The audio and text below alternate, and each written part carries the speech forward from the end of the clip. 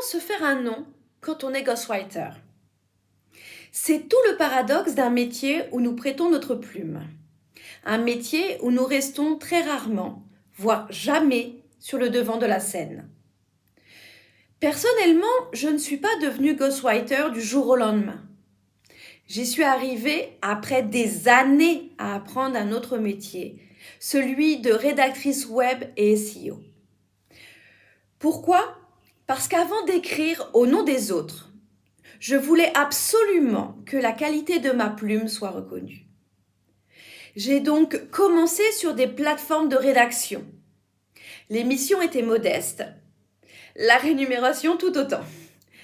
Mais cette période a été l'une des plus formatrices de ma carrière. Puis sont arrivés les premiers clients directs, les premières recommandations, et pour moi le saint Graal, le bouche à oreille. Et petit à petit, le ghostwriting s'est imposé comme une évidence. Aujourd'hui, il ne se passe pourtant pas une seule semaine sans que quelqu'un m'explique que je devrais automatiser ma prospection, que je devrais envoyer davantage de messages, relancer plus souvent. En gros, être plus visible. Je comprends cette approche, mais ce n'est pas la mienne et elle ne le sera jamais.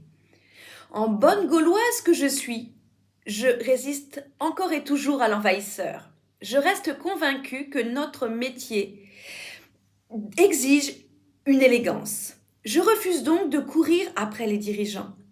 Je préfère qu'ils prennent le temps de découvrir ma manière de penser. Parce que je ne cherche pas à devenir la plume de tous les dirigeants. Je veux devenir la plume de celles et ceux souhaitant laisser une empreinte. Et je continue à croire qu'on ne se fait pas un nom en cherchant à être connu. Non. On se fait un nom en effectuant un travail dont les autres ont envie de parler. Parce que dans mon métier plus qu'ailleurs, la réputation précède toujours la visibilité.